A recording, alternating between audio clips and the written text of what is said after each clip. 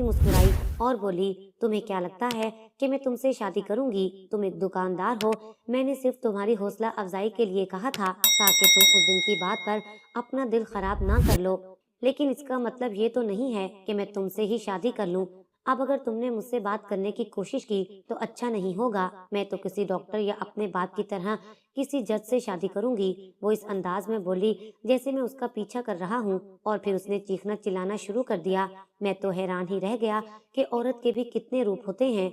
दुकान में चंद ग्राहक खड़े थे। अब मेरी बेइज्जती होने को थी। मैंने उस लड़की को दुकान से जाने का कहा, लेकिन वो तो जैसे पीछे हटने वालों में से थी ही नहीं। उसने 2-4 लोगों को और भी इकट्ठा कर लिया। पूरे बाजार में मेरा तमाशा लग गया। 4 लोगों के सामने मैं बदनाम हो गया और मेरी बेइज्जती इतनी हुई जिसका मैंने पहले कभी सोचा भी नहीं था। मेरा निदामत से झुका सर मुझे और भी ज्यादा मुजरिम साबित कर रहा था। वो लड़की मेरी दुकान से दनदनाती हुई चली गई। मेरा दिल तो पहले ही किरची किरची हो चुका था। बाकी कसर लोगों की तंजिया निगाहों ने पूरी कर दी थी। मेरे दिल से सारी मोहब्बत के जज्बात खत्म हो चुके थे। अब नफरत ने जगह ले ली थी। लेकिन मैं उस लड़की को इतनी आसानी से जाने नहीं दे सकता था। उसने भरे बाजार में मेरी बेइज्जती की थी। मैं कैसे बर्दाश्त करता कि वो मेरी साख बर्बाद करे और फिर उसका अजाला भी ना करे, जबकि ये सब कुछ पेशे रफ्त उसी की तरफ से हुई थी। मैंने दिल में ठान ली कि मैं इस लड़की से बदला लेकर रहूंगा, लेकिन मैं ना ही उसे जानता था और ना ही मेरे पास उसका पता था। यासिर को उसके बारे में जो भी मालूमात थी, अब वही वाहिद रास्ता रह गया था। लेकिन उससे मेरी लड़ाई हो चुकी थी। अब उससे वापस बात करना मुश्किल था। 2 दिन बाद यासिर खुद मेरी दुकान पर आ गया था। बातों बातों में उसने खुद ही बता दिया कि वो लड़की इसी शहर में रहती है और एक जज साहब की बेटी है, मगर वो लड़की शरारती किस्म की है। उसकी वजह से पहले भी कई लड़ाई झगड़े हो चुके हैं। जहाँ जाती है लोगों को ऐसा लड़वाती है कि वो दोबारा एक दूसरे की शक्ल तक नहीं देखते। मेरे दिल में बदले की आग जल रही थी। दिल में ठान लिया कि शादी करूंगा तो इसी से करूंगा और उससे सारी बदतमीजी का बदला अपनी बेरुखी की सूरत में लूंगा। पूरा दिन घर में बंद रहेगी तो होश ठिकाने आ जाएंगे। कभी किसी से बदतमीजी करने का सोचेगी भी नहीं और खूबसूरती और इन अदाओं को तो भूल ही जाएगी। फिर ऐसी लड़की से शादी भी कौन करता है? यकीनन मुझे जल्दी नहीं थी। मैंने अम्मा से पहले ही बात कर रखी थी। अम्मा मेरे बड़े भाई जो दिल के डॉक्टर थे और बाहर के मुल्क से पढ़कर आए थे, अम्मा उनकी शादी की तैयारियों में मसरूफ थी। इसीलिए उन्होंने मेरी बात पर कोई रद्दे अमल नहीं दिया। कहने लगी, एक बार भाई की शादी हो जाए तो उसके बाद तुम्हारा भी बंदोबस्त करती हूँ। अब मैं बेसब्री से उस दिन का इंतजार करने लगा जब वो दुल्हन बनकर मेरे घर आए और मैं उसे उसकी औकात याद दिला दूं।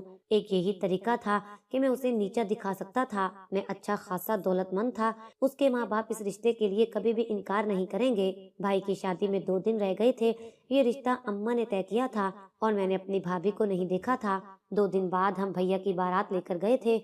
मैं उस बारात की खुशी में अपने सारे गम भूल गया था। शादी में तकरीबन मेरे 40 के करीब दोस्त भी शामिल हुए थे। हमने खूब हल्ला गुल्ला किया। औरतें शादी के बाद की रस्मों में मसरूफ हो गईं।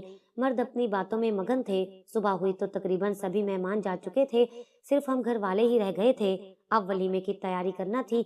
अम्मा ने बड़े से मेज पर नाश्ता लगा दिया। मैं भी बैठा ही था कि इतने में भैया और भाभी ऊपर वाले कमरे से आ गए।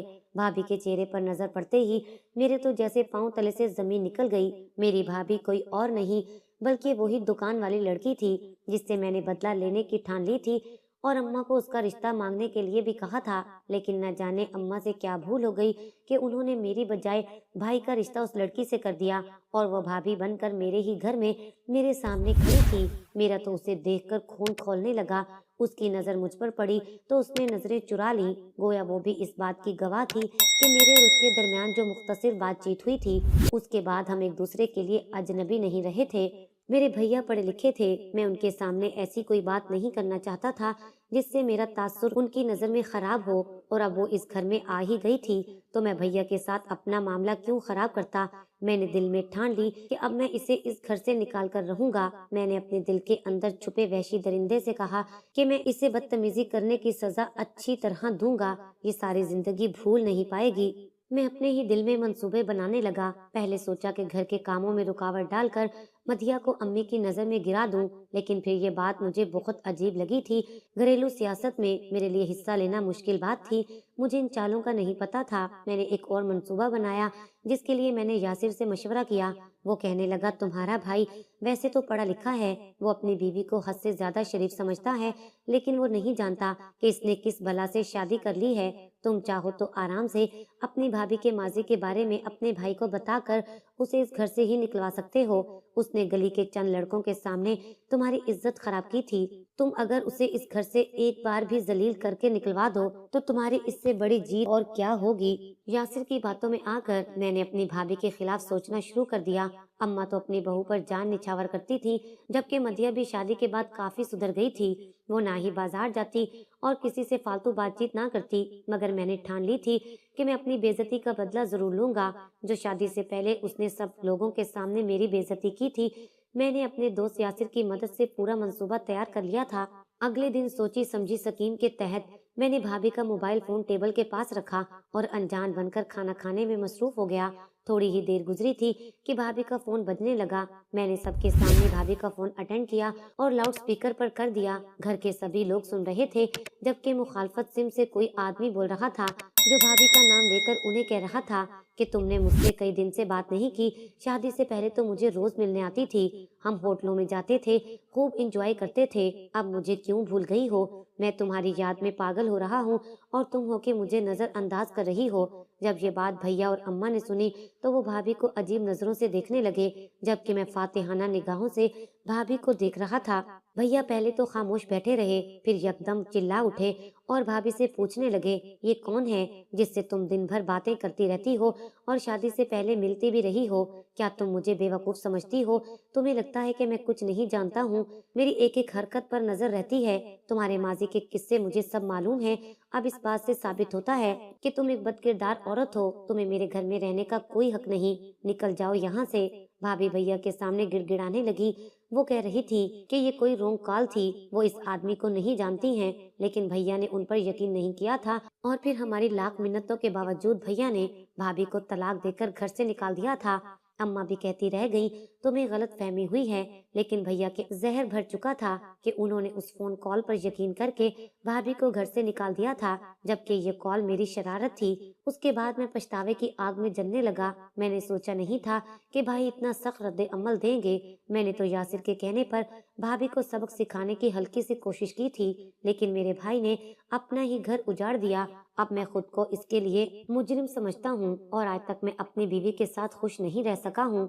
अम्मा ने इस हादसे के बाद भैया की दोबारा शादी कर दी थी, जबकि मैं शादी के लिए राजी ना था। कुछ अरसे बाद अम्मा ने अपनी भांजी से मेरी शादी कर दी थी। मैं अपनी जिंदगी में बज़ाहिर पुरसकून रहा था, लेकिन आज तक मैं अपने आप को माफ नहीं कर सका, क्योंकि मैंने एक औरत पर इल्जाम लगाकर उसे घर से बेघर किया था। उसने जो गलती की थी, ये सजा उसके लिए बहुत बड़ी थी। अब मैं हर वक्त अल्लाह ताला से माफी मांगता हूँ और दुआ करता हूँ कि अल्लाह ताला मेरी बेटियों के नसीब अच्छे करे, क्योंकि मैं 2 बेटियों का बाप बन चुका हूँ और मैं मकाफाते अमल से बहुत डरता हूँ। अगर आपको हमारी ये वीडियो अच्छी लगी हो तो इसे लाइक करें, शेयर करें और मज़ीद अच्छी अच्छी वीडियोस देखने के लिए हमारा चैनल सब्सक्राइब करें।